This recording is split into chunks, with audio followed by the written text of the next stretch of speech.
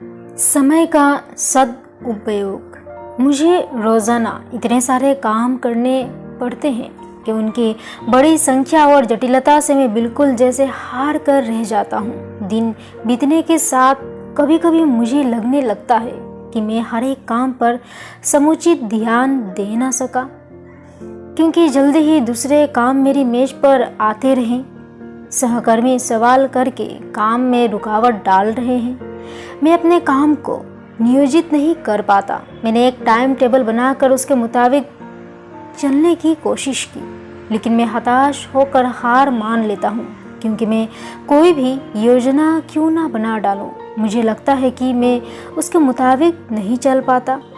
ज़्यादातर ऐसा ही होता है कि मैंने जिस काम को जितने समय में करने की योजना बनाई होती है वो काम उतने समय में पूरा नहीं होता, तो रात को जागकर उसे पूरा करना पड़ता है। और तब आखिरी वक्त में महसूस करता हूँ, क्योंकि मैं जानता हूँ कि मुझ में वो काम करने की जो योग्यता है वो उस काम में नहीं आ पाई है। सर, आपने SLV-3 मिसाइल, नाभिकीय बम जैसी कई बड़ी राष्ट्रीय परियोजनाओं पर काम किया है और उन्हें समय पर पूरा किया है। आपने इतने बड़े और उलझे हुए काम को नियत समय में कैसे पूरा किया? इसका क्या राज है? C.S. लुइस ने कहा है, भविष्य एक ऐसी चीज है जिसकी और हर कोई 60 मिनट प्रति घंटे की गति से बढ़ता है, चाहे वो कुछ भी करे, चाहे वो कोई भी हो। समय को हमेशा लगातार चलते रहने वाला बताया गया है। ऐसा कहा गया है कि समय का ना तो आदि है ना अंत, फिर भी मानव उसे साल, महीने, दिन, घंटे और मिनट और सेकंड में मापने में कामयाब रहा। मानव ने भूत, वर्तमान और भविष्य जैसे शब्दों को अर्थ दिए। समय कभी नहीं रुकता, वो चलता ही रहता है। जो कल था वो आज नहीं है, जो आज है वो कल नहीं रहेगा। कल बीत गया, आज ये है और कल का आना अभी बाकी है। जैसा कि आप सबको पता है, पृथ्वी अपनी दूरी पर 24 घंटे या 84,400 सेकंड घूमती है, जिससे दिन और रात बनते हैं। पृथ्वी सूर्य की परिक्रमा भी करती है, जिसके एक चक्कर में उसे करीब 1 साल लग जाता है। सूर्य के चारों ओर पृथ्वी की एक परिक्रमा पूरी होते ही पृथ्वी पर रहते हुए आपकी उम्र 1 साल बढ़ जाती है। सृष्टि के हर एक गति समय से जुड़ी हुई है। समय, जन्म, विकास और मृत्यु होते हैं। एक बच्चा पैदा होता है, फिर समय बीतने के साथ वो किशोर होता है, युवा होता है, मध्य वयस्क का होता है और फिर बूढ़ा हो जाता है। ऋतुएं भी समय के अनुसार आती है। पौधे में फूल आते हैं और फल लगते हैं। 1 महीने में धान नहीं उगता, ना ही 1 साल में एक बच्चा वयस्क हो सकता है। हर चीज का समय होता है और हर एक चीज अपने समय में होता है। समय एक स्वतंत्र शक्ति है, वो किसी का इंतजार नहीं करता। आम तौर पर कहा जाता है कि समय और ज्वार नहीं करते किसी आदमी का इंतजार। समय ही धन है। एक भी मिनट अगर काम के लिए नहीं खर्च हुआ तो समझे नुकसान हमेशा के लिए हुआ। वो खोया मिनट कभी वापस नहीं मिल सकता। जब लोहा गर्म हो तभी हम उस पर चोट करनी चाहिए, क्योंकि वक्त बीत जाता है तो फिर लौट के नहीं आता। अगर आप समय को बर्बाद करते हैं तो वो आपको बर्बाद कर देता है। शेक्सपियर ने जूलियस सीरीज में बड़े खूबसूरत से बात कहा है, लोगों के कामकाज में भी एक ज्वार है। बढ़ते पानी में उतरे तो नसीब शानदार है, पीछे छूटा जो जिंदगी के तमाम सफर में उथले में फंसे तो कष्टों की भरमार है। आप जो चल पड़े खुले समंदर में, हम बढ़ते रहे जब तक सागर मददगार है। छूटे तो डूबे, यही व्यापार है। रोमन कवि ओविड ने कहा था, समय सबसे अच्छा दवा है। कहा जाता है कि समय सारे घावों को भर देता है और वो उन घावों को भी भर देता है जिनके हल तर्क से नहीं मिलते। जब डर, गुस्सा, ईर्ष्या हम पर हावी हो जाता है तब हम सोच समझ से काम नहीं ले पाते, जिसके नतीजे गंभीर हो सकते हैं। बाद में जब भावनाएं ठंडी पड़ती है तो हमें अपने किए पर पछतावा भी हो सकता है, लेकिन जो नुकसान हो जाता है वो हमेशा रहता है, लेकिन समय बीतने के साथ वो नुकसान भी ठीक होने लगता है। जो लोग इसमें शरीक होते हैं वो भूल भी जाते हैं, माफ कर देते हैं। यही समय की महानता है। ये भी सच है कि समय हमें बहुत कुछ सिखाता है। समय के साथ हर व्यक्ति उम्र में बड़े होने के साथ परिपक्व भी हो जाता है। समय के साथ जो जीवन में अनुभव होते हैं उनसे सही निर्णय लेने की सीख भी मिलती है। अक्लमंद व्यक्ति वही है जो समय से सीख ले। समय हमेशा हमें याद दिलाता है कुछ करने की और कुछ बेहतर करने की। कुछ लोग तो बस यही सोचते रहते हैं कि अपना समय कैसे बिताएं। समझदार और होशियार लोग अपने समय का पूरा सदुपयोग करते हैं। कहा जाता है कि समझदार व्यक्ति सबसे अधिक गम व्यर्थ वक्त बिताने को मानता है। कहावत है कि समय की हत्या करना कत्ल नहीं खुदकुशी है। मतलब ये कि अगर समय को बेकार निकल जाने देते हैं तो हम किसी दूसरे को नुकसान नहीं पहुंचाते बल्कि अपना ही नुकसान करते हैं। कुछ लोग समय के महत्व नहीं समझते, उसे बेकार जाने देते हैं या फिर बिना कुछ किए ही उसे खर्च कर देते हैं। इसका मतलब ये हुआ कि अगर समय को बेकार निकल जाने देते हैं तो हम किसी दूसरे को नुकसान नहीं पहुंचा रहे होते बल्कि अपना ही नुकसान कर रहे होते हैं। कुछ लोग हमेशा इसी बात का रोना रोते हैं कि उनके पास सब कुछ करने के लिए ज़रूरी समय ही नहीं है। ये ठीक नहीं है। अगर हम समझदारी के साथ अपने काम की योजना बनाकर काम करें तो हर चीज़ के लिए काफ़ी समय मिल जाएगा। आदमी जो कि कुदरत का एक हिस्सा है कभी समय की शिकायत नहीं कर सकता। आदमी को तो बस वक्त का इशारा मानना होता है। समय बहुत बलवान है और वो सभी को जीत लेता है। हर दिन हर एक व्यक्ति को जैसे चाहे वैसे इस्तेमाल करने के लिए वही बराबर के 24 घंटे मिलते हैं। जो समय पूरी तरह से उसका अपना है वो बेशकीमती होता है। मैंने ये बात बहुत पहले जान ली थी और समय की धारा के साथ बहने के बजाय होशियारी से अपना रास्ता बना लिया। जिस तरह समय पर ना पहुंचने पर ट्रेन छूट जाती है तो वो हमेशा के लिए छूट ही जाती है, वैसा ही समय के साथ है। अगर आपने समय को एक बार हाथ से निकल जाने दिया या बेकार जाने दिया तो वो हमेशा के लिए चला जाता है। आप उसे दोबारा नहीं पकड़ सकते और ना ही वापस हासिल कर सकते हैं। इसीलिए समय को तेजी से निकलते जाने वाला कहा जाता है। समय ही सफलता की कुंजी है, इस पर हमारा अधिकार नहीं है। अगर हम कुछ कर सकते हैं तो वो सिर्फ यही कि इसे अच्छी तरह से इस्तेमाल कर लें। अपने समय को बेकार ना जाने दें, ज़्यादा से ज़्यादा फ़ायदा उठाना सीख लें। इन पंख लगे दिनों को यूं ना जाने दें। सफलता से आगे मैं अपने जीवन में उस बिंदु पर आ पहुंचा हूं जहां मुझे लगता है कि मैं पूरी तरह से नाकाम रहा हूं। मैं स्कूल में एक अच्छा विद्यार्थी था और 10वीं कक्षा में अच्छे अंक पाने के बाद मैंने गवर्नमेंट कॉलेज में इलेक्ट्रॉनिक्स में डिप्लोमा करने के लिए दाखिला ले लिया। वास्तव में इस विषय में मेरी बिल्कुल भी रुचि नहीं थी और कॉलेज के लेक्चरर पढ़ाने में अच्छे नहीं थे। अब आखिरी इम्तिहान के बाद रिजल्ट भी आ गया और मैं एक विषय में फेल हूँ। अब मुझे फिर से उस विषय का इम्तिहान में बैठने के लिए 1 साल इंतज़ार करना पड़ेगा।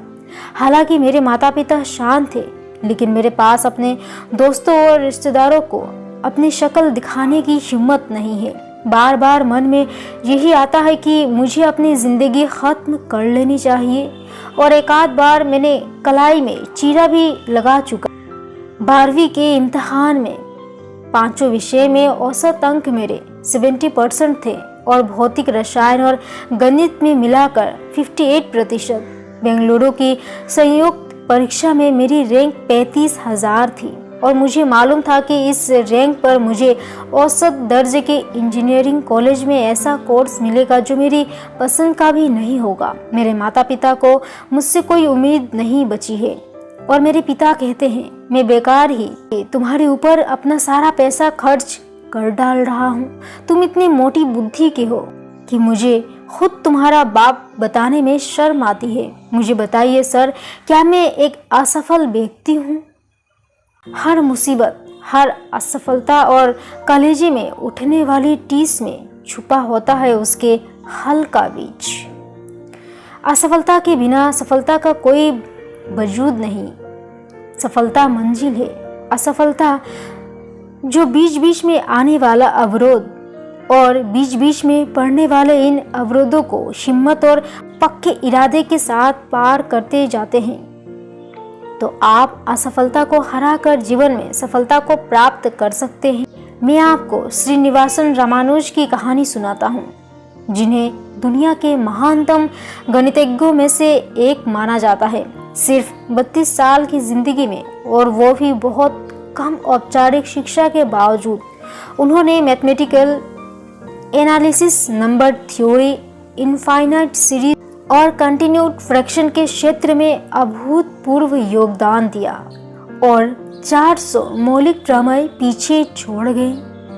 1887 में तमिलनाडु के इंदौर में जन्मे रामानुजन में बचपन से ही गणित की नैसर्गिक प्रतिभा दिखाई देने लगी थी। 12 साल की उम्र में तो रामानुजन ने अपने खुद के प्रमेय गढ़ लिए थे।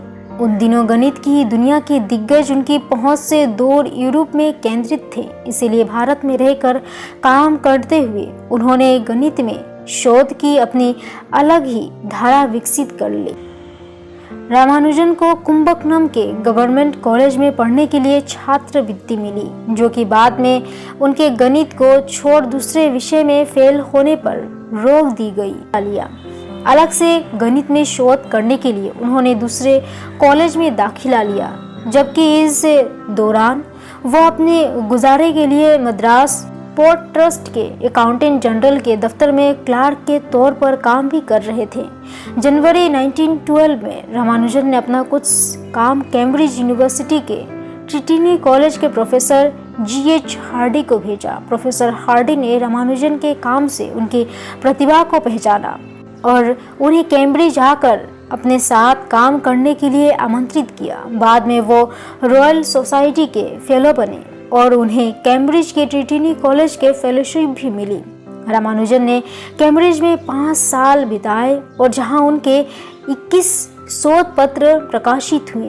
दुर्भाग्य से जीवन भर उन्हें स्वास्थ्य संबंधी समस्याएं घेरे रही। घर से दूर विदेश में रहते हुए और दीवानगी की हद तक अपने गणित में डूबे रहते हुए, शायद तनाव बढ़ने और शाकाहार की कमी के चलते इंग्लैंड में रामानुज की सेहत और बिगड़ गई। 1919 में वो भारत लौटे तो बहुत बीमार थे। उन्हें टीबी ने जकड़ लिया था। भारत में लौटने के बाद जल्द ही सिर्फ 32 साल की उम्र में उनकी मृत्यु हो गई।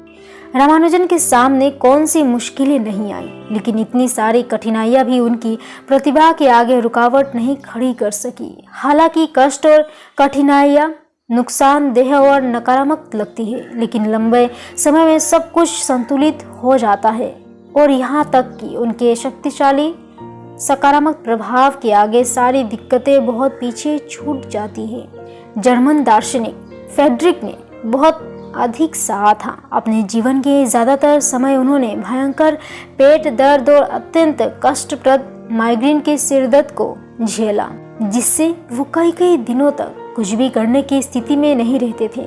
उन्हें अपने खराब स्वास्थ्य की वजह से 35 साल की उम्र में स्विट्जरलैंड के वेसल विश्वविद्यालय में प्रोफेसर का पद छोड़ना पड़ा और बाकी का जीवन तन्हाई में बिताना पड़ा। उनके दोस्त भी बहुत कम थे और बीवी या प्रेमिका कभी नसीब ही नहीं हुई और उनके साथ काम करने वाले बुद्धिजीवियों ने उनके परंपरागत विचारों के कारण उनका बहिष्कार किया। एक लेखक के तौर पर वो इस कदर असफल थे कि उन्हें अपनी किताब प्रकाशित करवाने के लिए खुद खर्च करना पड़ता था और इसके बावजूद उनकी बहुतरी किताबों को दोबारा कागज बनाने के लिए लुगदी बना डाली गई, क्योंकि उन्हें खरीदने वाला कोई नहीं था। आखिरकार जब उनकी किताबों को पाठकों की प्रशंसा मिलनी शुरू हुई, तब तक उनमें मानसिक अस्थिरता का लक्षण दिखाई देने लगे थे। 45 साल की उम्र में वो पूरी तरह मानसिक विकार के शिकार हो चुके थे और फिर वो मानसिक और शारीरिक रूप से पूरी तरह अक्षम होकर अपने जीवन के आखिरी 10 साल अपने माँ के साथ रहे। एड्रिक में गजब की लचीलापन था और वो हमेशा यही सोचा करते थे कि कष्ट उनके लिए फायदेमंद होंगे। वो अपनी पीड़ा को अपनी भावनाओं का सबसे ज्यादा भला करने वाला मानते थे, जो कि उनके दर्शन के लिए जरूरी थी, क्योंकि वही हम दार्शनिकों को अपने अंदर की सबसे गहरी गर्त में उतरने को मजबूर करती है। मुझे शक है कि ऐसा कष्ट मनुष्य को बेहतर बनाता होगा, लेकिन मुझे इतना जरूर पता है कि गहरा जरूर बनाता है। उनका अपना अनुभव ये था कि जब इंसान बीमारी, अकेलापन या अपमान के दौर से निकल कर आता है तो जैसे उसका नया जन्म होता है, नई चमड़ी आ जाती है और उसके साथ आनंद का रस लेने की बेहतर समझ आ जाती है। खलील जिब्रान ने भी अपनी किताब द प्रॉफिट में इससे मिलती जुलती कुछ बात यूं कही, गम आपके वजूद को जितना गहरा कुरेद देता है उतना ही आनंद आपके अंदर ठहर पाता है। मैं नहीं कहता कि हमें कष्टों का स्वागत करना चाहिए या फिर जानबूझकर उन्हें पाने की कोशिश करनी चाहिए, लेकिन जब कभी जीवन में हमारा उनसे सामना हो, हमें साफ तौर पर यह ध्यान रखना चाहिए कि कष्टों के ऊपर से नकारात्मक लगने वाली स्तर के नीचे विकास और गहराई तक उतरने की संभावना भी छुपी है। हम में से कोई भी नाकाम नहीं हो सकता अगर हमारा अस्तित्व कोई चमत्कार नहीं है या ये कि हम जिंदा हैं, हमारी सेहत ठीक है, सोच समझ सकते हैं और जहाँ चाहे जा सकते हैं और कितना कुछ और भी कर सकते हैं। जब कभी जीवन में कष्टों से हमारा सामना हो तो हमें ये ध्यान रखना चाहिए कि कष्ट की नकारात्मक लगने वाली ऊपरी स्तर के नीचे विकास और गहराई तक उतरने की संभावनाएं छुपी रहती है। स्टीव टेलर की पुस्तक art of the darkness from turmoil to transformation में जिंदगी की बेहद खराब परिस्थितियों में ज्ञान का उजाला फैलने की ताज्जुब में डाल देने वाली कहानी है। उसे पढ़कर यह समझने में मदद मिलती है कि जिंदगी हमारे सामने जो कभी कभी बेहद बुरा लाकर रख देती है, उसमें से भी हम कुछ अच्छा बनाने का मन बना सकते हैं, जिससे हमारे डर कम हो जाते हैं और जिंदगी खुशियों को बाहों में भर लेने के लिए बेचैन हो जाती है। इसीलिए कभी भी खुद को असफल मत मानो। ऐसा क्यों होता है कि कुछ लोग कठिनाइयों के दौर से गुजरकर ज्यादा हिम्मत वाले और समझदार हो जाते हैं और हर बात के लिए खुद को धन्य मानने लगते हैं, जबकि कुछ अवसाद और कड़वाहट में डूब जाते हैं और निराशा को अपना लेते हैं। मैं सिर्फ इतना कह सकता हूँ कि मनोवैज्ञानिक उथल पुथल आध्यात्मिक रूपांतरण की कमियागिरी के लिए उत्प्रेरक की तरह काम करती है और कष्टों की मूल धातु को सुख और मुक्ति के खरे सोने में बदलने का काम करती है। आध्यात्मिक दृष्टि से देखा जाए तो उथल पुथल एक तरह से जागृति पैदा करने वाला काम करती है और मनुष्य को कष्ट से पार पाने में लगभग असीम क्षमता को व्यक्त करती है। जब तक हमारे पास नकारात्मक परिस्थितियों को सामना करने और उन्हें स्वीकार करने का साहस है, तब तक हमें किसी बात से डरने की जरूरत नहीं है। लेकिन उससे बढ़कर इससे ये पता चल जाता है कि मनुष्य के लिए आध्यात्मिक जागृति कितनी स्वाभाविक है और हम सब इससे कितने गहरे जुड़े हैं। जिस कठिन परिस्थिति का आप सामना कर रहे हैं, उसे अपनी आध्यात्मिकता का रस लेने और जीवन में कुछ सार्थक करने की नींव के तौर पर इस्तेमाल करें। उसे अपनी आध्यात्मिकता का रस लेने और जीवन में कुछ सार्थक करने की नींव के तौर पर इस्तेमाल करें। साहस की पहचान। सर, मैंने साहस पर आपके विचारों को सुना है। साहस ऐसा गुण है जो हम सभी हासिल करना चाहते हैं। इसमें कोई शक नहीं है कि साहस अच्छे चरित्र का एक लक्षण है जो हमें इज्जत का हकदार बना देता है। पौराणिक कथाओं से लेकर परी कथाओं तक, प्राचीन मिथकों से लेकर सिनेमा तक साहस और आत्म बलिदान का रास्ता दिखाने वाली कितनी ही कहानियां हैं।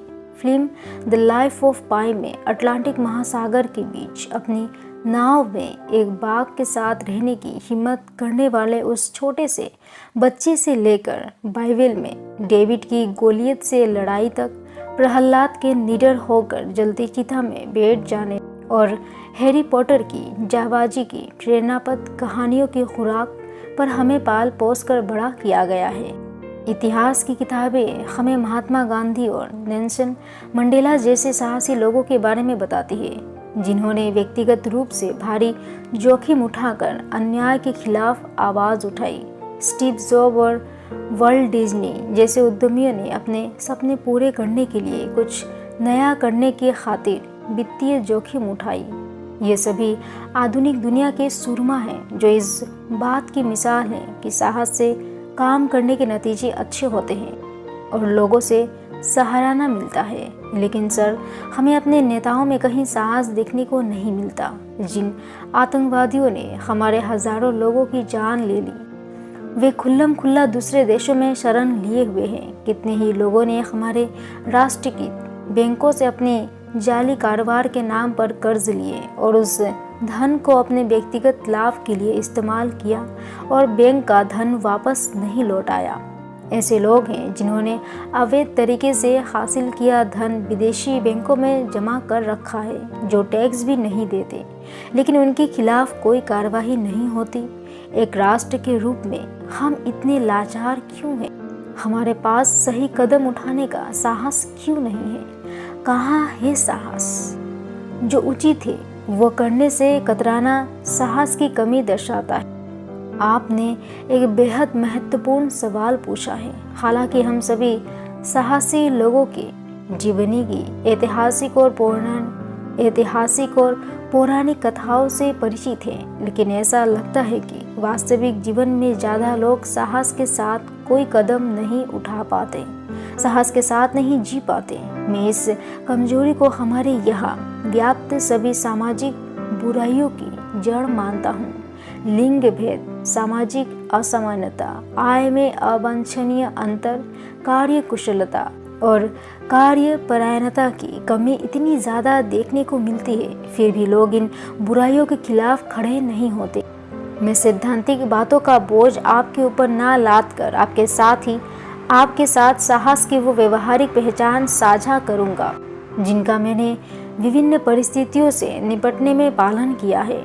साहस की पहली और सबसे महत्वपूर्ण पहचान ये है कि डर का अनुभव होने के बावजूद व्यक्ति वो करता है जो उचित है। डर और साहस वास्तव में दो भाई हैं जो साथ रहते हैं। साहस का अर्थ डर का ना होना नहीं, बल्कि डर पर जीत हासिल करना है। बहादुर वो नहीं होता जो डर से डर जाए, बल्कि वो होता है जो डर पर जीत दर्ज कराता है।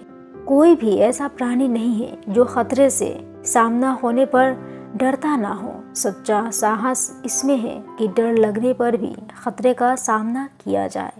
आतंकित होते हुए भी आगे बढ़कर जो करना चाहिए वो कर डालना ही साहस है। जिसे डर नहीं लगता वो मूर्ख है, और जो डर को खुद पर हावी हो जाने देता है वो तो निस्संदेह कायर है।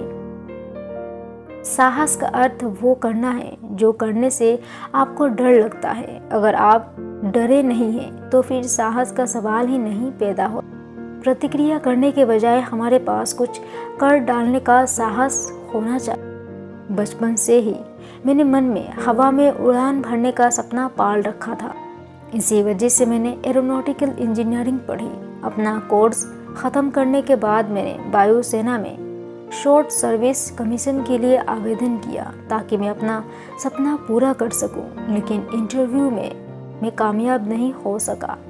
एक पल में बरसों का संजोया हुआ सपना चकनाचूर हो गया, जैसे किसी ने कांच की खिड़की पर पत्थर मार दिया हो। सपना टूटने के बाद हिमालय के ऋषिकेश तक मैंने पैदल यात्रा की और कुछ यूं हुआ, उसे स्वीकार करने की कोशिश करने लगा।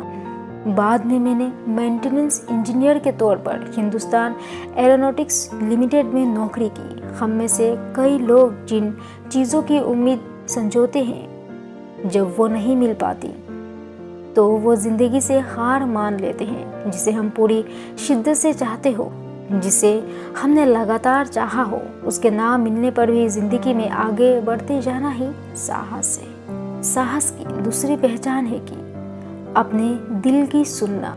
हमारी सृजनशीलता के पीछे होता है हमारा जुनून, जो कि हमें सामान्य से आगे बढ़कर कुछ करने को प्रेरित करता है। जब आप अपने दिल और अंतर्दृष्टि के मुताबिक चलते हैं तो आप महसूस करते हैं कि आपको पहले से ही पता है कि आप वाकई में क्या बनना चाहते हैं। वाकई सब बातें इसके बाद आती है। जोखिम उठाकर काम करने का फैसला करके कभी कभी आपको कुछ देर के लिए ऐसा महसूस हो सकता है कि आपके पांव तले से जमीन खिसक गई हो, लेकिन जोखिम ना उठाने पर आपके सामने खुद अपना ही वजूद खोने का खतरा हो सकता है। 2006 में राष्ट्रपति पद पर रहते हुए मैंने लाभ के पद से संबंधित बिल पर सिग्नेचर करने से पूर्व 18 दिन तक अपने पास रोके रखा। नेताओं के हित मुझे स्वीकार नहीं थे। मेरे पास विकल्प थे कि या तो मैं इस बिल को एक बार रोक दूं और बाद में अपने हस्ताक्षर कर दूं, या लंबे समय तक टाल दूं, या अपने पद से इस्तीफा देकर राजनीति अस्थिरता पैदा कर दूं, जो मैं नहीं चाहता था। काफ़ी आत्मचिंतन करने के बाद मैंने बिल संसद में दोबारा विचार विमर्श के लिए लौटा दिया। जब एक संयुक्त संसदीय समिति बनाई गई जो कि लाभ के पद बिल के सारे पहलुओं को मेरे सुझाव के अनुरूप लागू करेंगी, तब मैंने बिल पर हस्ताक्षर कर दिए। मैंने ये महसूस किया कि अगर लोकसभा में बहुमत वाली पार्टी कोई ऐसा कानून लाना चाहे जो संविधान के विरुद्ध जाता है पर उनके निजी हित में हो, तो राष्ट्रपति के लिए अपनी जिम्मेदारी का निर्वाह करना कठिन हो जाता है। ये महसूस करते हुए मैंने निश्चय किया कि मैं राष्ट्रपति पद के दूसरे कार्यकाल को स्वीकार नहीं करूंगा और इसके बजाय डेवलप इंडिया विजन 2020 के लिए लोगों को, खासकर युवाओं के मन में उत्साह भरने में अपना समय लगाऊंगा। बाकी की सारी जिंदगी जानबूझकर अनजान बने रहने की, मीठे दर्द को झेलने के मुकाबले खुद को जानने की गहरी टीस बर्दाश्त करने के लिए हिम्मत चाहिए। साहस की तीसरी पहचान है मुश्किलों का सामना होने पर भी डटे रहना, जुटे रहना।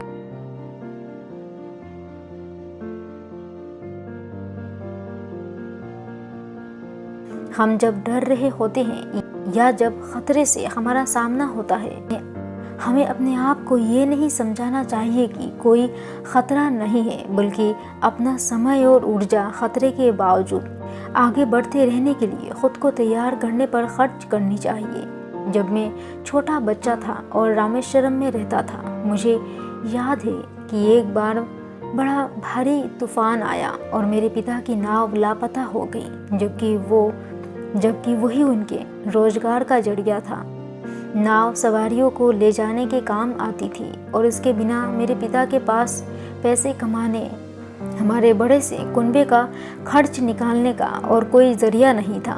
तब हमारे यहाँ अंग्रेज़ों का शासन था और ऐसी प्राकृतिक आपदाओं से राहत के लिए सरकारी सहायता की कोई अवधारणा ही नहीं थी। कोई मेरे पिता को कर्ज भी देने को तैयार नहीं था। तो मेरे पिता ने नई नाव बनाने का फैसला किया। दिन पर दिन उन्हें मेहनत के साथ जुटकर नई नाव बनाते देखकर मैंने जाना कि मुसीबतों के आगे झुके बिना अगर हम बेखौफ होकर उनके बीच से रास्ता बनाने का फैसला कर लें तो तमाम रुकावटें खुद ब खुद गायब हो जाती है। मैंने अपने पिता से सीखा कि साहस जीत का सिंहनाद नहीं है, बल्कि वो धीमी सी आवाज़ है जो कहती है कि कल मैं फिर से कोशिश करूँगा। अगर ऐसा विचार आता है कि छोड़ो नाव को, टूटी नाव की लकड़ी बेचकर कुछ और करते हैं, पर उन्होंने ऐसा नहीं किया। कई हफ्तों तक कड़ी मेहनत से काम करते करते अपनी नाव पूरी तरह से खुद ही बना डाली। 1973 में मुझे भारत के पहले सैटेलाइट लॉन्च व्हील कार्यक्रम का प्रोजेक्ट डायरेक्टर नियुक्त किया गया। हमने उसे तैयार करने में 6 साल जमकर मेहनत की। 10 अगस्त 1979 को जब उसे प्रक्षेपित किया गया, तब उपग्रह को उसकी कक्षा में भेजने के बजाय रॉकेट बंगाल की खाड़ी में गिर गया। बरसों की कड़ी मेहनत और कोशिशों पर पानी फिर गया। लेकिन यह हादसा हमें गलतियों को सुधारने से नहीं रोक सका और आखिरकार 18 जुलाई 1980 को हमने रोहिणी उपग्रह को कक्षा में स्थापित करने में कामयाबी हासिल की। क्षणिक असफलताओं को उन पत्थरों की तरह समझना चाहिए जिन पर पैर जमाते हुए संभल कर आगे का रास्ता तय किया जाता है, पर उन्हें ऐसी दुरूह बाधा नहीं समझ लेना चाहिए कि उनकी वजह से लक्ष्य ही बदल जाए। जो सही है उसका साथ देना साहस की चौथी पहचान है। सबसे बड़े नायक वे होते हैं जो अपनी जान की परवाह न करते हुए उसी बात का साथ देते हैं जो उन्हें ठीक लगती है। ऐसा निस्वार्थ साहस अपने आप में किसी जीत से कम नहीं है। 1960 के दशक में मैं तिरुवनंतपुरम के space science and technology centre में रॉकेट इंजीनियर के तौर पर काम कर रहा था, जिसे अब विक्रम साराभाई स्पेस सेंटर के नाम से जाना जाता है। हम अनुसंधान के लिए 150 किलोमीटर की ऊंचाई तक जाने वाले साउंडिंग रॉकेट में ईंधन के तौर पर इस्तेमाल किए गए सोडियम के वाष्प के साथ प्रयोग कर रहे थे। ईंधन के तौर पर रॉकेट मिलीमीटर के व्यास वाले 500 मिलीमीटर लंबे स्टील के चैम्बर में सोडियम और थायराइड की एक के बाद एक परतें लगाकर तैयार किया जाता है। हर एक परत लगाने के बाद उसे 500 टन के हाइड्रोलिक प्रेस से दबाया जाता है। हमने ऐसे करीब 10 सोडियम पेलोड तैयार किया। साउंडिंग रॉकेट के जरिए वायुमंडल में हवा की स्थिति का पता लगाने के लिए इनका प्रक्षेपण किया जाना था। 60 किलोमीटर की ऊंचाई पर इससे निकलने वाली सोडियम की वाष्प की पड़ताल करने पर इसका पता चलता है। सोडियम पेलोड प्रयोगशाला के विशेष हर तरफ से अच्छी तरह बंद हो जाने वाले कमरे में, जिसका तापमान 25 डिग्री सेल्सियस और आर्द्रता 10% पर रखते हुए 11वां रॉकेट तैयार किया जा रहा था। जब पेलोड बनाने की प्रक्रिया शुरू हुई और आधा चैम्बर भरा जा चुका था, तभी कुछ सेकंड के लिए बिजली चली गई और कुछ ही पलों में वैकल्पिक व्यवस्था के तहत तैयार रखा गया। जनरेटर चालू होने से पहले कुछ पल के लिए सब कुछ ठहर गया। उस समय मैं अपनी टीम के सदस्य बी सुधाकर के साथ था, क्योंकि सब कुछ ठीक ठाक ढंग से चल रहा था और कुल 15 मिनट की ईंधन भरने की प्रक्रिया बाकी थी।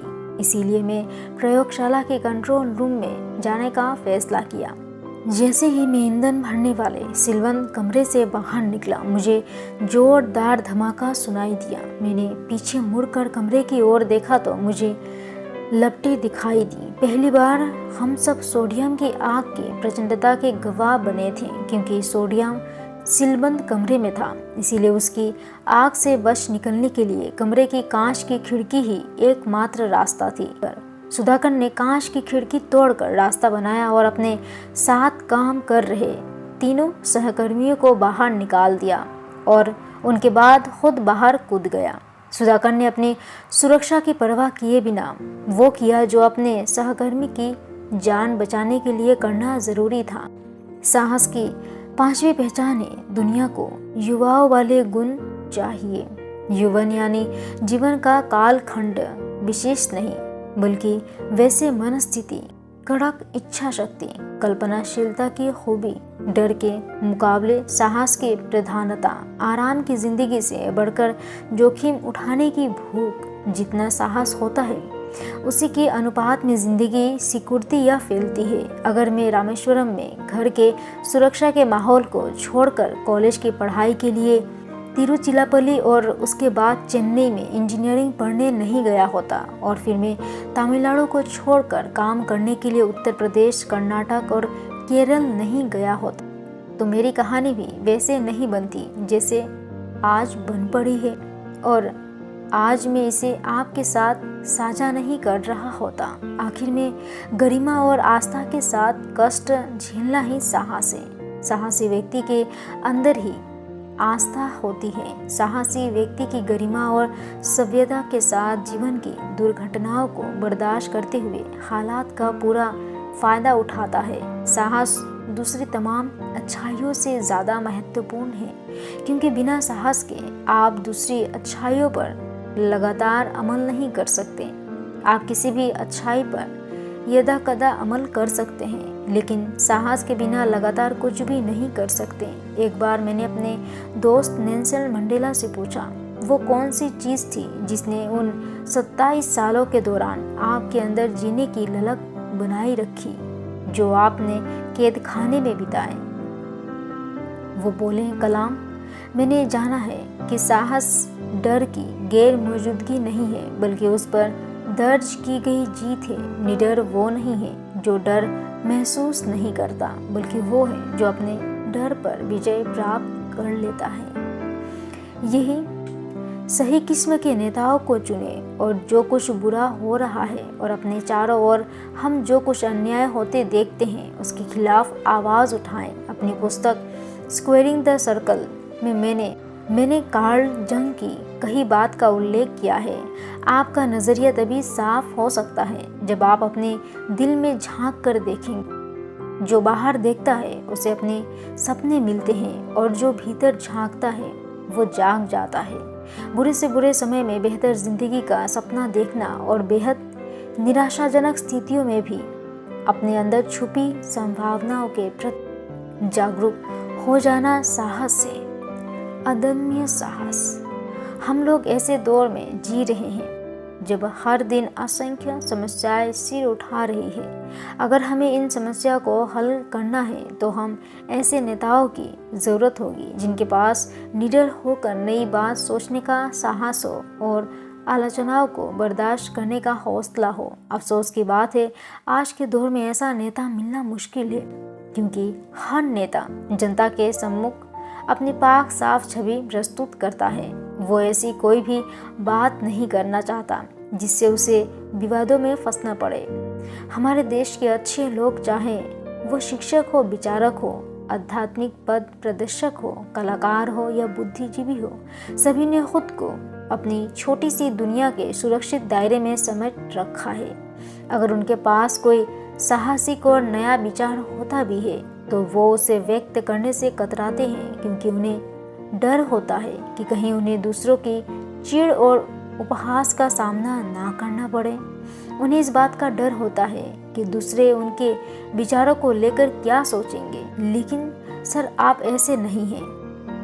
आप अपनी मर्यादा और उसूलों पर डटे रहें, चाहे ऐसा करना आपके लिए सुविधाजनक नहीं था या और यहाँ तक कि ऐसा करने में आपका नुकसान था। अगर आप चाहते तो राष्ट्रपति के रूप में दूसरा कार्यकाल आपके हाथ में था, लेकिन उसके साथ जुड़ी शर्तों के कारण आपने उसके लिए इनकार कर दिया।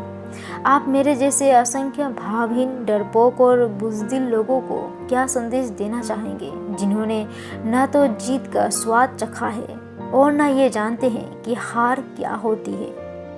कल का सामना करने के लिए सबसे कम तैयारी उस व्यक्ति की है जो आने वाले कल के बारे में पहले से ही एक निश्चित धारणा बना चुका है। मैंने राष्ट्रपति के पद पर दूसरे कार्यकाल के प्रस्ताव को इसीलिए स्वीकार नहीं किया क्योंकि मैंने भारत के राष्ट्रपति के रूप में किसी राजनीतिक मोल भाव में पड़ना उचित नहीं समझा। मेरा मानना है कि देश के सर्वोच्च पद के लिए सत्ताधारी दल और विरोधी दल को साथ मिलाकर सर्वसम्मति से राष्ट्रपति का चुनाव करना चाहिए। हालांकि लोकतंत्र में चुनाव में खड़े होने और चुनाव जीतने का ढाला नहीं जा सकता, लेकिन मोटे तौर पर राष्ट्रपति का चुनाव सर्वसम्मति से ही होना चाहिए, क्योंकि ये देश के सर्वोच्च पद के प्रति लोगों की आस्था रखने का प्रतीक है। मैं राजनीतिक माहौल में किसी तरह की अस्थिरता नहीं चाहता था और इसीलिए मैंने दूसरे कार्यकाल की पेशकश को स्वीकार न करके उसके बजाय अपनी ऊर्जा इंडिया विजन 2020 को साकार करने की दिशा में लगाने का फैसला किया। आपकी ईमेल वाकई में एक आम समस्या को सामने रखती है। हम सभी के अंदर जो एक जीवात्मा या अंतरात्मा रहती है ना, उससे जुड़ाव ना रहना, हम अपनी आध्यात्मिक प्रकृति की शक्ति का उपयोग नहीं करते क्योंकि हमें उसके चरित्र की समझ नहीं है और ना ही हमें अपने मन के साथ उसके संबंध को समझ पाते हैं। ये समझना ज़रूरी है कि हर चीज़ की शुरुआत मानव के मस्तिष्क से होता है और मस्तिष्क की शक्ति हमारी जीवात्मा है। इंसान अपनी अंतरात्मा के जरिए अपने मन को अपने मन की शक्ति को अपने अधिकार में ले सकता है, बल्कि सच तो ये है कि हमारे विचारों पर अपनी सत्ता कायम कर सकता है। इस ताकत को ही मैं अदम्य साहस कहता हूँ। अदम्य साहस की काया दो पैरों पर टिकी है, एक ऊंचे लक्ष्यों पर टिकी नज़र जिसे मैं विजन कहता हूँ, और दूसरा पक्का इरादा। अपनी आध्यात्मिक प्रकृति से जुड़ने के लिए ये ज़रूरी है कि जीवन में आपके पास विजन हो। आपके जीवन का विजन बनाने के लिए आपको अपने मन को टटोलना होगा। विश्व प्रसिद्ध मनोवैज्ञानिक कार्ल जंग ने कहा था, आपका विजन तभी स्पष्ट होगा जब आप अपने दिल में तलाशोगे। जो बाहर खोजता है वो सपना पाता है, जो अपने अंदर खोजता है वो जाग जाता है।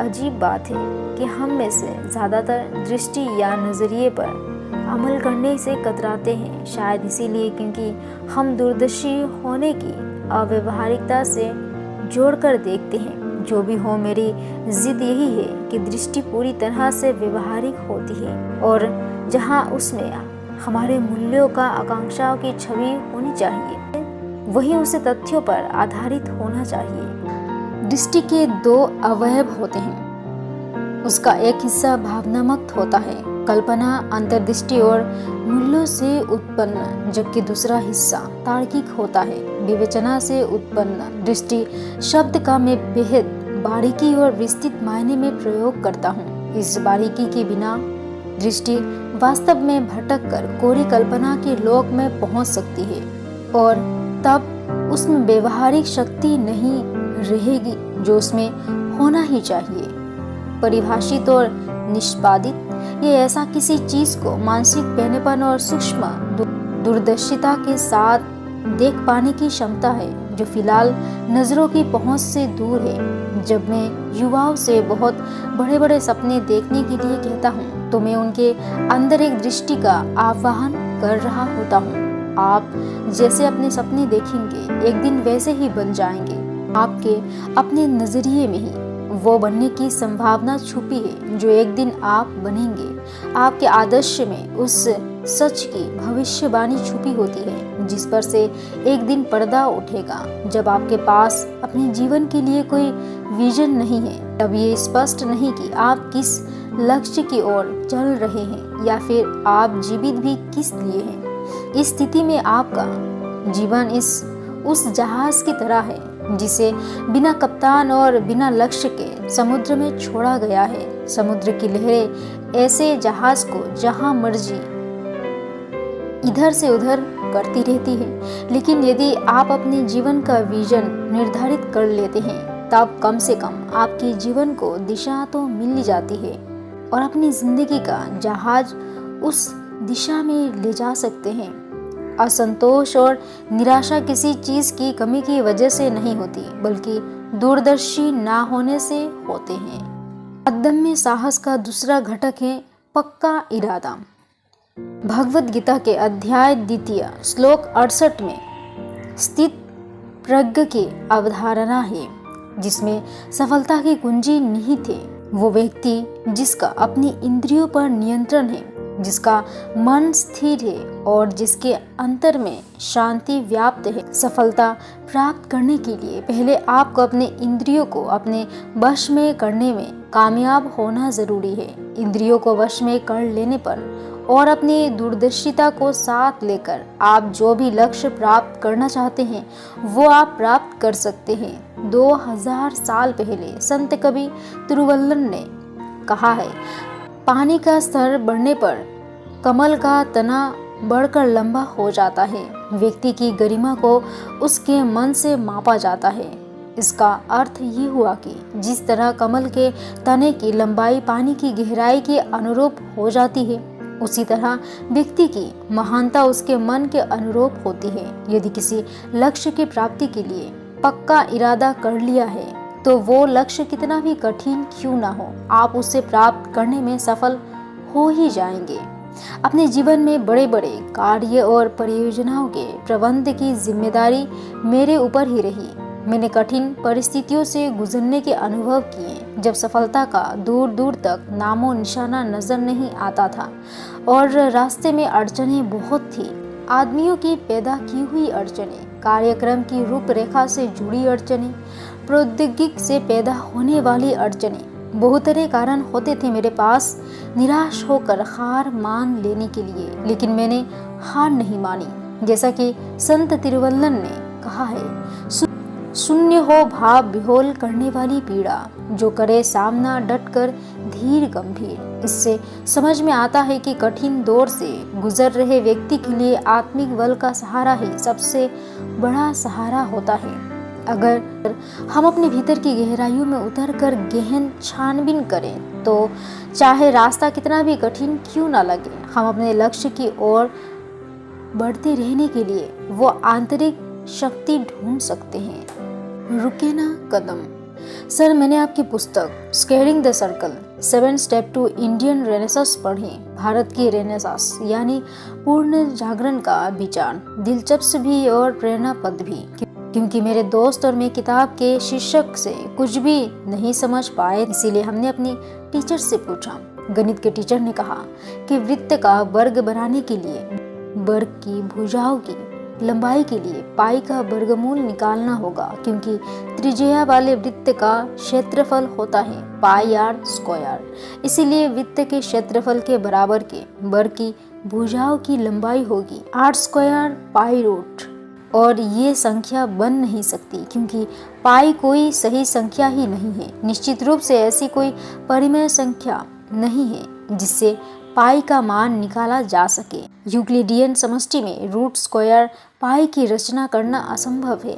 अंग्रेजी के टीचर ने कहा कि स्केयर द सर्कल का मुहावरा है, जिसका मतलब है कि किसी असंभव से सवाल का समुचित हल ढूंढ निकालना, खास तौर से इसीलिए क्योंकि उसके बारे में उसे जुड़े लोगों के नज़रिए और राय बहुत ही अलग अलग तरह की हैं।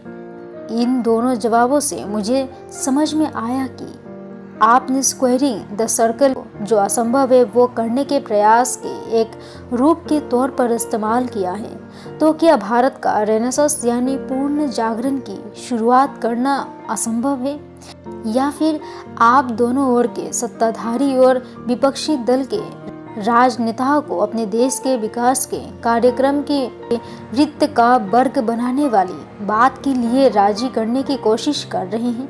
कृपया स्पष्ट कीजिए। जो बाहर को नजर डालता है वो सपने देखता है, जो अंदर झांकता है वो जाग जाता है। मैं पूर्ण जागरण की बात करता हूँ तो मेरा तात्पर्य उन लोगों से होता है जो अपनी प्रतिबद्धता, लगन और भरोसे की बदौलत कामयाबी हासिल करते हैं। आज़ादी के लगभग 7 दशक होने को है, लेकिन एक राष्ट्र के रूप में हम गोल गोल घूमते जा रहे हैं, यानी वहीं के वहीं हैं। एक स्तर तक विकास हुआ है, दौलत पैदा की गई है, लेकिन ज़्यादातर भारतीयों की जिंदगी में अभी सुधार आना बाकी है।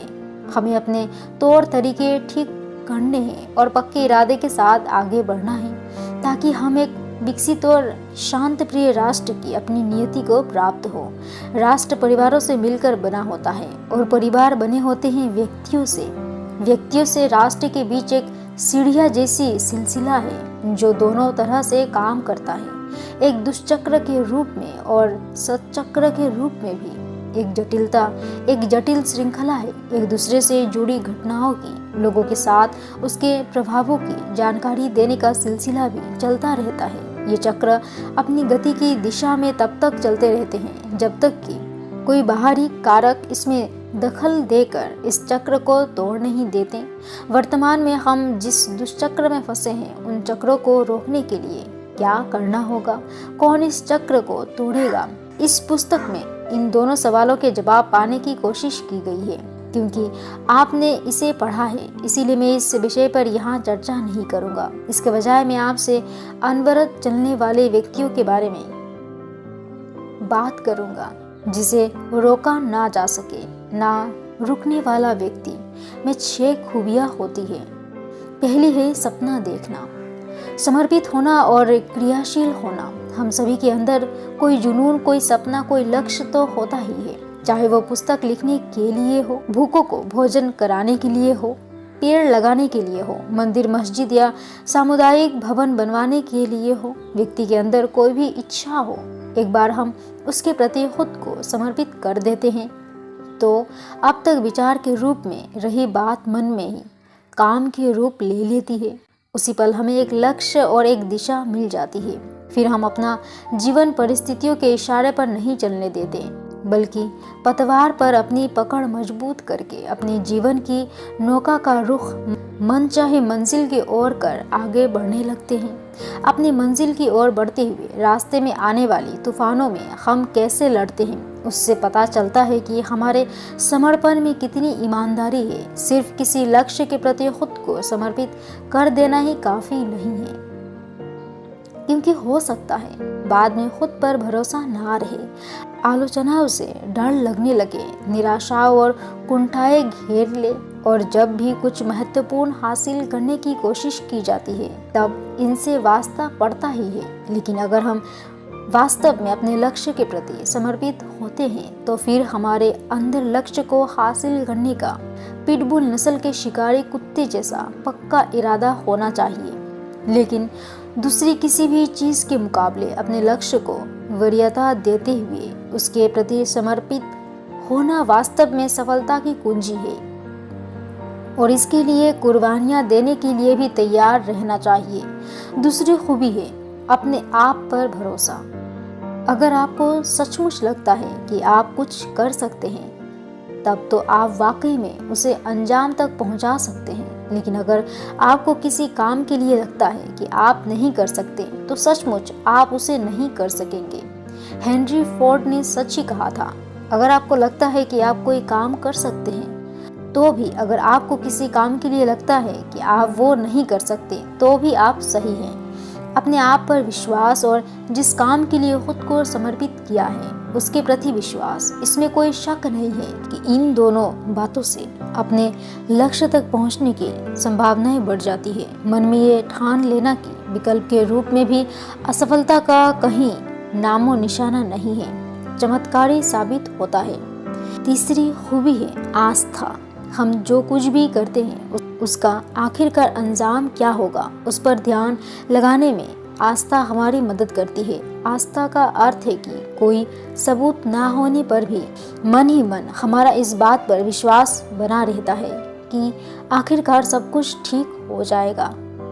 दिल की गहराइयों में ये विश्वास बनाए रहना कि अगर हम अपने लक्ष्य पर नज़र टिकाए रखकर लगातार उसे संभव बनाने के लिए काम में जुटे रहें तो हम जैसा चाहते हैं वैसा नतीजा हमें ज़रूर मिलेगा।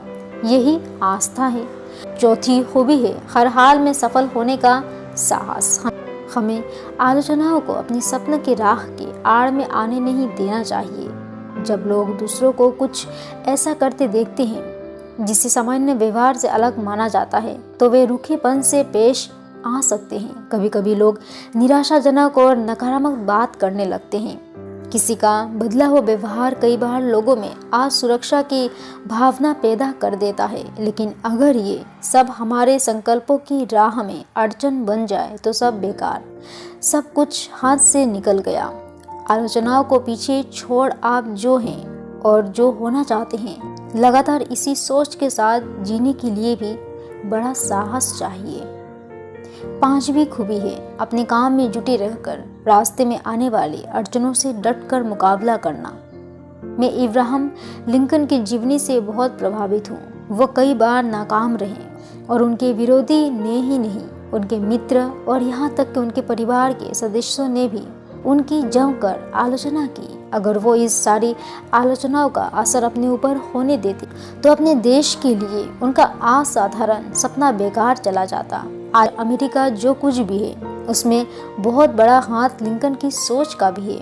बड़े डिंगे जुटे रहने की बदौलत ही वो आलोचना, असफलता, डर और अपने आप पर शक के बावजूद आगे बढ़ते रहे। यही है डटे रहने की ताकत। अपने सपने के प्रति समर्पित रहने के लिए हमारे अंदर एक आत्मिक बल और अंदरूनी ताकत होनी चाहिए। छठी खूबी है उद्देश्य परक और धुन का पक्का होना। कई लोगों को इस बात का सही अंदाज़ा नहीं होता कि सच्ची खुशी क्या है। खुशी अपनी इच्छाओं को पूरा करने से नहीं बल्कि किसी बड़े और अच्छे उद्देश्य के प्रति खुद को समर्पित कर देने से हासिल होती है। और हम जो चाहते हैं उस दिशा में सच्चे मन से काम करना ही खुद से प्यार करना है जो हमारी ज़िंदगी को मकसद और मायने देती है। एक बार हम जो खुद को किसी बड़े उद्देश्य के प्रति समर्पित कर देते हैं तो हमारा जीवन अर्थपूर्ण हो जाता है। और जब इसमें जुनून के साथ अपनी धुन के पक्के होकर काम करना भी जुड़ जाए तो समझिए महान बनने की विधि हमारे हाथ लग गई है। हमें ये सुनिश्चित करना ही है कि रोज़मर्रा के काम का भार और ज़िंदगी के उतार चढ़ाव हमें अपने लक्ष्य से भटका ना दें, ताकि हम अपने चुने हुए मार्ग से डिगे बिना आगे बढ़ते चले जाएं। सर, जब देखो मुझे ऐसा महसूस होता है कि हालांकि मेरी ज़िंदगी की गाड़ी की पहिए तो घूम रहे हैं, लेकिन मैं किसी मंजिल की ओर नहीं बढ़ रहा हूँ। मुझे मालूम है कि मैं अपनी लाइफ की मैं अपनी तरफ से जितना अच्छा हो सकता है कर रहा हूँ, फिर भी ऐसा लगता है जैसे सब कुछ सिर्फ एक मशीन की तरह चल रहा है। मुझे दरअसल ऐसा लगता है जैसे मैं वो नहीं कर रहा हूँ जो मेरी ज़िंदगी का मकसद है। मैं कोई तरक्की नहीं कर रहा हूँ, जैसे एक ऊंचाई पर पहुँचने के बाद अब और ऊपर जाने का रास्ता नहीं है और बस में एक सपाट सी जगह बेवजह चला जा रहा हूँ। बड़ी निराशा होती है इससे, क्योंकि अपने अंदर कहीं मुझे इस बात का एहसास होता है कि मैं और बुलंदियों तक नहीं पहुँच सकता। मैं और बेहतर करने के लिए बना हूँ। इसी एहसास ने मुझे तब भी आगे बढ़ते रहने के लिए मजबूर किया जब मुझे लग रहा था कि सब कुछ खो चुका है, मेरा समय निकल गया है और कोशिश करते रहने की कोई वजह नहीं बची है। लेकिन मैंने अपने प्रयास जारी रखे, इसीलिए नहीं क्योंकि किसी ने मुझसे ऐसा करने के लिए कहा, बल्कि इसीलिए क्योंकि मैं ऐसा किए बिना नहीं रह सकता था। कोई फ़र्क नहीं पड़ता कि मैं कितनी बार पीछे हट गया, कोई फ़र्क नहीं पड़ता कि मैंने कितनी बार अपनी हार मान ली, लेकिन कुछ ऐसा था जिसने मुझे फिर से उठ खड़े होने और फिर कोशिश करने को मजबूर कर दिया। लेकिन सर, अब ये एहसास मुझे डराने लगा है। मुझे यकीन होने लगा है कि जितना कुछ मैं करने के काबिल हूँ उतना नहीं कर रहा हूँ, और हर एक दिन जो गुजरता है वो उन दिनों की गिनती में जुड़ जाता है जो हमेशा के लिए हाथ से निकल गए। और इस तरह मैं उस ओर नहीं बढ़ रहा हूँ जहाँ मेरी किस्मत ले जाना चाहती है। किस्मत पर भरोसा करना खतरनाक नहीं है। क्या ये किस्मत या नियति काल्पनिक मंजिल तो नहीं जो दूर, बहुत दूर कहीं होती है, जहाँ तक जाने वाले रास्ते किसी नक्शे में नहीं होते? सर, आपके पहले प्रयास से भारत का पहला उपग्रह कक्षा में भेजा गया। आपने 5 मिसाइल सिस्टम बनाए और नाभिकीय बम और उसके प्रयोग के लिए ज़रूरी तंत्र अपने विकसित किए। आप मामूली से रामेश्वरम द्वीप से गौरवशाली राष्ट्र भवन तक पहुँचे। वो कौन सी चीज़ थी जिससे आपको प्रेरणा मिलती रही? आपको कभी डर नहीं लगा? क्या आपको अपनी मंजिल पता थी? क्या आप सफलता के पीछे पड़े रहे या सफलता आपको अपने आप ही मिलती चली गई? क्या एक सृजनशील व्यक्ति के रूप में इस दुनिया को हिलाकर रख देना और महानता को प्राप्त करना संभव है? ईश्वर के संसार में अगर के लिए कोई जगह नहीं है और कोई जगह पूरी तरह सुरक्षित नहीं है। उसकी इच्छा के घेरे में बने रहना ही हमारे सुरक्षित रहने का अकेला रास्ता है। आइए प्रार्थना करें कि हमेशा ईश्वर की इच्छा का ध्यान रहे। नियति बनाम इच्छा शक्ति का जो मुद्दा आपने उठाया, उस पर मैं और मेरे स्वर्गीय मित्र आर स्वामीनाथन कभी कभी चर्चा किया करते थे। क्या हम अपनी इच्छाओं के कर्ता हैं या फिर हम नियति के हाथ में कठपुतलियों की तरह हैं? क्या हम अपनी नियति को बदल सकते हैं? क्या नज़रिया ये है कि हम नियति के बंधक हैं और हम जो चाहे कर लें, हम किसी सूरत में उसे बदल नहीं सकते? दूसरा नज़रिया ये कि हम पूरी तरह से मुक्त हैं और हम सही और गलत में से चुनने के लिए पूरी तरह स्वतंत्र हैं। क्या हम अपने हालात सुधारने के लिए कोशिश कर सकते हैं? क्या अपने कर्मों और प्रयासों से नियति को बदला जा सकता है? आपके सवालों से मुझे फिर वही बात याद आ जाती है जो मैं स्वामीनाथन के साथ किया करता था, और आपके सवाल के जवाब में वही बात साझा करना चाहूँगा जो मेरे दोस्त मेरे पास छोड़ गए हैं। 3 तरह की शक्तियाँ हम सभी अपने अंदर लेकर चलते हैं। पहली, हमारी प्रेरणा और आवेग जिनके पीछे के कारण हमें पता नहीं होता। दूसरी, हमारी प्रवृत्तियाँ। हम में से हर एक को रुझान किसी न किसी चीज़ की तरफ होती है। कुछ लोगों का झुकाव संगीत की ओर होता है, कुछ का मेहनत मशक्क़त की ओर, कुछ किसी दिमागी काम की ओर आकर्षित होते हैं, कुछ आध्यात्मिक क्रियाकलापों की ओर, जबकि कुछ लोगों की वैज्ञानिक विषयों में दिलचस्पी होती है। और तीसरा चीज़ है इच्छा शक्ति। हर पल ये तीनों ताकतें मिलजुल कर हमारी ज़िंदगी को आगे बढ़ाती हैं। तीरंदाजी में इस्तेमाल होने वाले धनुष और बाण की मिसाल के जरिए मैं आपके सामने इसकी तस्वीर पेश करने की इजाज़त चाहता हूँ। तीरंदाज के कंधे पर टंगे तरकश में जो तीर होते हैं वो हमारे अंदर की प्रेरणा और आवेग का प्रतिनिधित्व करते हैं। वो तीर जो तीरंदाज ने कभी कभी अपने धनुष से छोड़ा वो तीरंदाज की प्रवृत्ति का प्रतिनिधित्व करता है। और फिलहाल तीरंदाज के हाथ में जो तीर है वो तीरंदाज की इच्छा शक्ति से कुछ करने की आज़ादी का प्रतीक है। वो इस तीर को ना चलाने का भी फैसला कर सकता है और वो चाहे तो उसे कमज़ोर की रक्षा के लिए भी इस्तेमाल कर सकता है और उन्हें परेशान करने के लिए भी।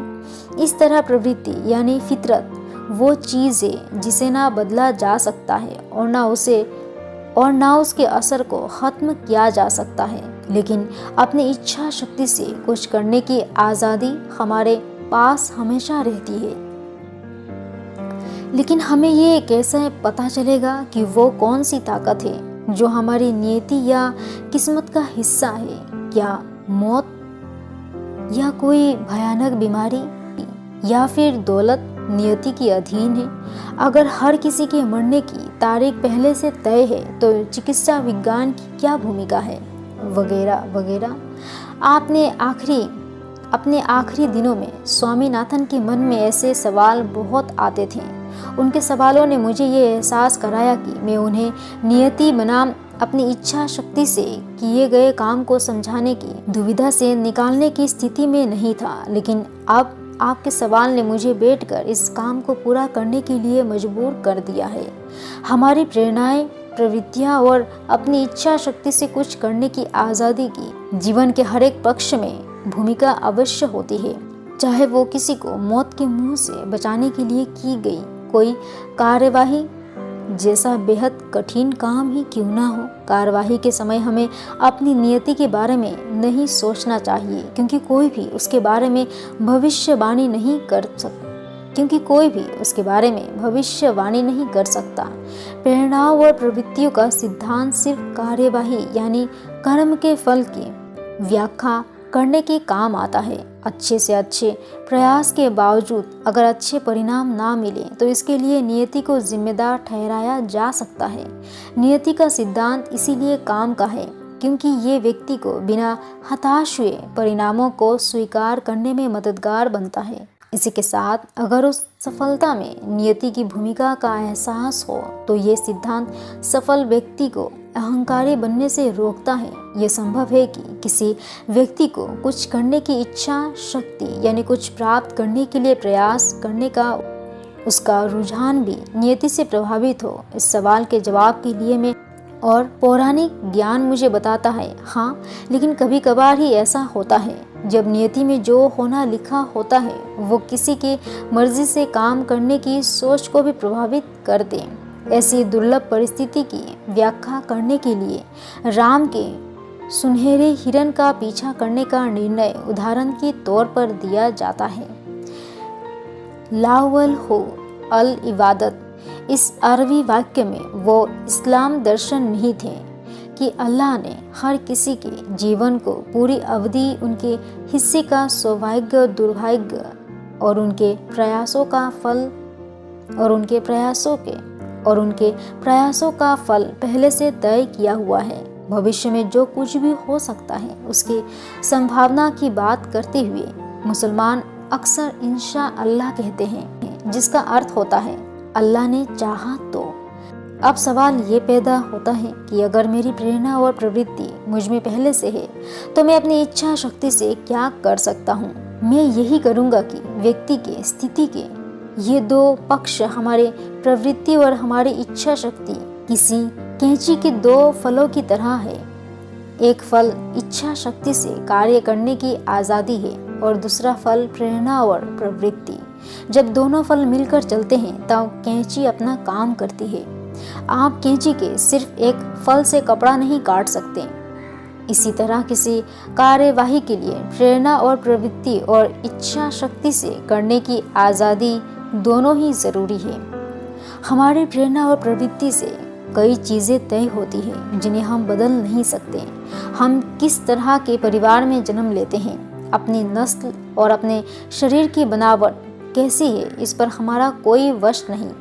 हो सकता है मैं चाहूँ कि मेरा नाक की बनावट बदल जाए या मेरा कद कुछ इंच बढ़ जाए, और हालांकि प्रौद्योगिकी ये सब करने के लिए तरीके लगातार विकसित कर रही है, हम में से ज़्यादातर के लिए ये ना बदलने वाली सच्चाई है। ये भी सच है कि सब बराबर नहीं बने हैं। एक ही परिवार में सभी बच्चों की क्षमता और बुद्धि एक जैसे नहीं होती। क्या इस असमानता के पीछे भी ईश्वर की मर्जी है? अगर ऐसा है तो क्या ये न्याय संगत है? दोनों सवालों का जवाब है हाँ। फिर भी जहाँ बदलाव असंभव लगता है वहाँ भी स्वतंत्र इच्छा शक्ति के लिए संभावनाएं होती है। अपनी परिस्थितियों, आंतरिक प्रेरणाओं, प्रवृत्तियों और अपने भाग्य पर सकारात्मक या नकारात्मक कैसी प्रतिक्रिया की जाए, ये हमेशा मेरे वश में होता है। आखिरकार आप खुद ही अपनी किस्मत के निर्माता हैं। प्रत्येक विचार, भाव, इच्छा और कर्म एक शक्ति पैदा करता है। अच्छा और बुरा दोनों ही हमें प्रभावित करते हैं और तब तक हमारे साथ ही रहते हैं जब तक हम उनके बीच संतुलन नहीं पैदा कर देते। क्या इसका अर्थ ये है कि कभी कभी नियति के आगे सारी कोशिशें बेअसर साबित हो जाती है? धार्मिक पुस्तकों में इस सवाल का जवाब दिया गया है नहीं। अंदरूनी ताकतें कभी नाकाम नहीं होती, वो नाकाम होती लग सकती है। ये कुछ ऐसा है जैसे कोई तंदुरुस्त रहने के लिए किसी खेल में हिस्सा ले, वो खेल में तो हार जाए लेकिन इसके बावजूद तंदुरुस्ती हासिल कर ले। इसी तरह से आप जो कुछ भी करते हैं वो सब आपके हुनर और ताकत में जुड़कर उसका हिस्सा बन जाता है, जिससे कि भविष्य में बेहतर परिणाम हासिल करने में मदद मिल सकती है। मेरे दोस्त दादा JP वासवानी ने एक बार मुझे एक कहानी सुनाई जो मैं आपके साथ साझा करना चाहता हूँ। दूसरे विश्व युद्ध के दौरान पोलैंड की वायुसेना का एक पायलट था, रोमन तुर्स्की, जिसे जर्मनी के ऊपर से उड़ान भरते समय किसी वजह से ना चाहते हुए भी अपना विमान उतारना पड़ा। उसने अपना जहाज को मरम्मत के लिए छोड़ दी और रात बिताने के लिए एक होटल में चला गया। अगली सुबह जैसे ही उसने अपने कमरे से निकलकर गलियारों में कदम रखा, एक व्यक्ति दौड़ता हुआ आया और उससे टकरा गया। डर के मारे उसका चेहरा पीला पड़ा हुआ था क्योंकि जर्मन खुफिया पुलिस का दल उसके पीछे पड़ा था। बिना कुछ सोचे विचारे अनायास ही रोमन तुर्स्की ने उस व्यक्ति को अपने कमरे में बुला लिया। पूरी तरह से आवेग में काम करते हुए रोमन तुर्स्की ने उस व्यक्ति की जान बचा ली थी। बाद में पोलैंड पर जर्मनी ने कब्जा कर लिया। रोमन तुर्स्की इंग्लैंड में जा बसा और रॉयल एयर फोर्स में शामिल हो गया और आगे चलकर उसे जंग के एक सुरमा के तौर पर जाना गया। एक दिन उड़ान भरते हुए उसका विमान दुर्घटनाग्रस्त हो गया। बुरी तरह घायल रोमन तुर्स्की को पास के अस्पताल ले जाया गया। वहां वो कोमा में चला गया। जब कई दिनों बाद उसे होश आया तो उसने देखा कि एक अजनबी उसके पलंग के बगल में खड़ा टकटकी लगाए उसी को देख रहा है। उस अजनबी ने पूछा, क्या आप मुझे जानते हैं? नहीं, रोमन तुर्स्की ने जवाब दिया। तब अजनबी बोला, कई साल पहले आपने मेरी जान बचाई थी और कल सुबह जब मैंने अखबार में आपके विमान के दुर्घटनाग्रस्त होने और आपके कोमा में होने की खबर पढ़ी तो मैं यहाँ चला आया। लेकिन किस लिए? रोमन तुर्स्की ने पूछा। क्योंकि अजनबी ने जवाब दिया, लोग कहते हैं कि मैं देश में सबसे अच्छे मस्तिष्क की शल्य चिकित्सकों में से एक हूँ। मैंने आपका ऑपरेशन किया है और अब आप ठीक हैं। इस कहानी से ये सबक मिलता है कि आपकी तरफ से जितना अच्छा कर सकते हो वो करो और बाकी ईश्वर पर छोड़ दो। सृजनशील व्यक्ति कुछ ना कुछ कर गुजरने की अपनी ही इच्छा से प्रेरित रहता है, ना कि दूसरों के पीछे छोड़ने की चाह से। ईश्वर चाहता है कि आप अपने परिवार पर ध्यान दें और अपने हालात सुधारें। वो इसीलिए समस्याओं से आपका सामना कराता है और आपको मुश्किल में डालता है ताकि आप समस्याओं को हरा दें, उनसे निपटे और इस प्रक्रिया में आपका कुछ और विकास हो जाए और आप और बेहतर हो जाएं।